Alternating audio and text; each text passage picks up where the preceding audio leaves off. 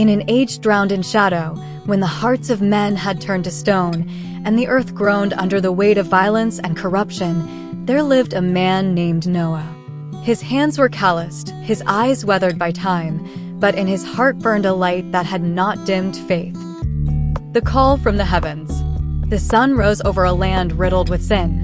Men laughed at justice, mocked the heavens, and delighted in cruelty. The earth, once blooming with Eden's promise, had become a battlefield of pride and perversion. But in the midst of it, Noah walked with God. One morning, as dew kissed the fields and silence cloaked the world in a sacred hush, a voice stirred the air, mighty, holy, and sorrowful. Noah. Deep as the sea and bright as the morning star, the end of all flesh is come before me, for the earth is filled with violence through them. Behold, I will destroy them with the earth. Noah fell to his knees, trembling, not from fear, but reverence. Make for yourself an ark of gopher wood, said the Lord. Rooms you shall make in the ark, and cover it inside and out with pitch. 300 cubits in length, 50 cubits in width, 30 in height. A window, a door, 3 decks. For behold, I will bring a flood of waters upon the earth, to destroy all flesh under heaven. But with you I will establish my covenant, you, your sons, your wife, and your sons' wives shall enter the ark. Noah bowed his head. Yes, Lord, he whispered. And thus began a work of obedience that would echo through the ages. The building of the ark. Years passed. Day after day, Noah and his sons Shem, Ham, and Japheth worked under the blazing sun and cold moon. The sound of hammers echoed through valleys. Trees fell like titans in the forest as wood was gathered, shaped, and fit together with careful, prayerful hands. Neighbors mocked them. What madness is this? A boat in the middle of dry land? Old fool, what flood shall fall from your empty skies? But Noah did not answer. He kept building. His wife gathered food. Shem's wife dried herbs. Japheth's wife helped store seeds. Ham carried stone and tools. They worked in unity, sheltered in the promise of God. Every nail driven into wood was a prayer. Every plank was faith made visible. And as the ark took shape, it stood not only as a vessel, but a sermon to a dying world. God has spoken. The gathering of life. Then, one quiet evening, the skies turned still. The wind whispered differently. And out from the forests, the deserts, the skies, and the oceans, they came, animals, 2 by 2. Lions and lambs, eagles and sparrows, elephants and ants, beasts that hunted and creatures that fled. They came not by instinct, but by command. The Creator was calling his creation. People gathered to watch. Some trembled, others laughed, but the animals knew better.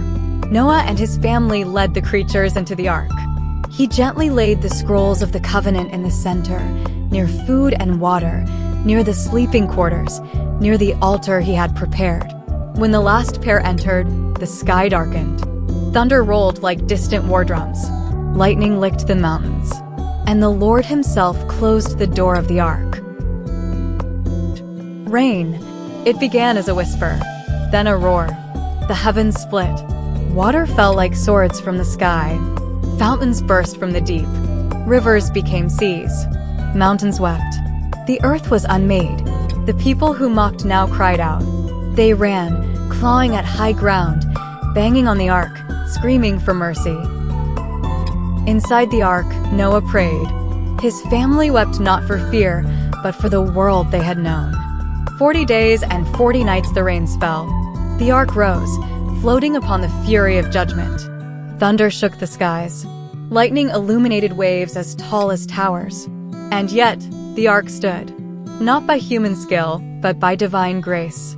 Within its walls, life slept. The rhythm of breath, the warmth of straw, the hush of divine shelter. Outside, the world was cleansed. A new beginning. Then, as suddenly as it came, the rain ceased. The clouds fled.